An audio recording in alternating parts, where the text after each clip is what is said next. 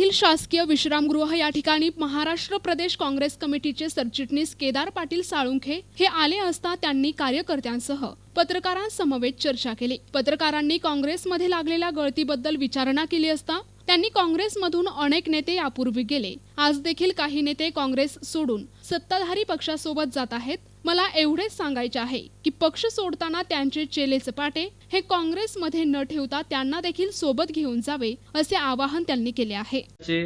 प्रदेश सरचिटणीस केदार पाटील साळुंखे हे आपल्या सोबत आहेत। माझा एक प्रश्न आहे, नांदेड जिल्ह्यामध्ये काँग्रेसची गळती होत आहे असे अनेक बातम्या प्रकाशित होतात, या संदर्भात आपले काय म्हणणं आहे? काँग्रेस पक्षामधून बरीचशी मंडळी पाठीमागे देखील गेलेली आहे, यानंतर देखील काही लोक जाणार आहेत असे आम्हाला देखील त्या ठिकाणी काही माध्यमातून समजलेलं आहे। तर त्या संदर्भामध्ये काँग्रेस पक्षामधून जरी काही लोक गेलेले असतील तरी नव्यानं काही लोक तरुण मंडळी काँग्रेसमध्ये यायला इच्छुक आहे आणि जोपर्यंत जुनी मंडळी त्या ठिकाणी काँग्रेस सोडून जाणार नाही त्या पद्धतीनं नवीन लोकांना त्या ठिकाणी संधी मिळणार नाही।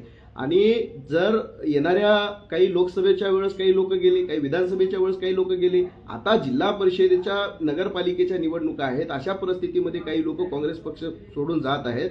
त्यांना मला एकच सांगायचं आहे की आपण पक्ष सोडून जात असताना आपल्या चेला चपाट्याला सुद्धा घेऊन जावं, अन्यथा जिल्हा परिषद आणि नगरपालिकेसाठी तुम्ही ठेवून जासाल आणि नगरपालिका जिल्हा परिषद झाल्याच्या नंतर तिकीट मिळाली किंवा नाही मिळाली तर मग ते परत इतर पक्षामध्ये जातील।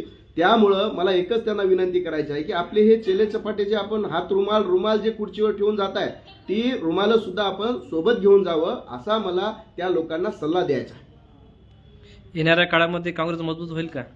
101% काँग्रेस पक्ष, नांदेड जिल्हा हा काँग्रेस पक्षाचा बालेकिल्ला आहे आणि मागच्या वसंतरावजी चव्हाण साहेबांनी लोकसभेला निवडणुकीला उभा टाकल्याच्या नंतर सर्व लोकांनी त्यांना साथ दिलेली आहे आणि त्यांना बहुमतानं लोकसभेला निवडून दिलं। त्यांचे चिरंजीव रवींद्र चव्हाणाला देखील दुसऱ्यांदा पोटनिवडणुकीमध्ये लोकसभेचा खासदार म्हणून निवडून दिलेला आहे आणि त्यांच्या नेतृत्वाखाली येणाऱ्या कालावधीमध्ये नांदेड जिल्ह्यामध्ये काँग्रेस पक्ष हा 1 नंबर राहणार आहे।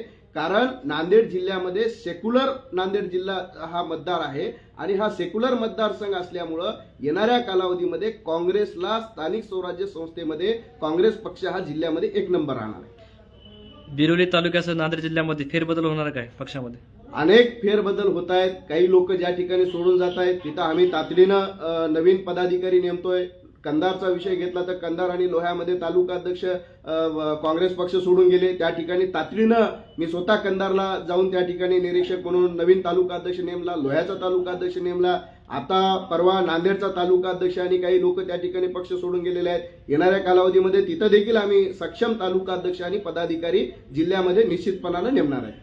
स्थानिक स्वराज्य संस्थेच्या निवडणूक तयारी आहे का आपल्याकडे? स्थानिक स्वराज्य संस्थेच्या संदर्भामध्ये उद्या रविवारी नायगाव येथे खासदारांच्या नेतृत्वाखाली एक मीटिंग बोलवलेली आहे आणि त्यांच्यामध्ये स्थानिक स्वराज्य जिल्हा परिषद असतील, नगरपालिका असतील, महानगरपालिका असतील या संदर्भामध्ये अनेक कार्यकर्त्यांसोबत चर्चा विचारविनिमय करून येणाऱ्या स्थानिक स्वराज्य संस्थेच्या निवडणुकीला पुढे जाण्यासाठी आमचं काँग्रेसने ठरवलेलं आहे।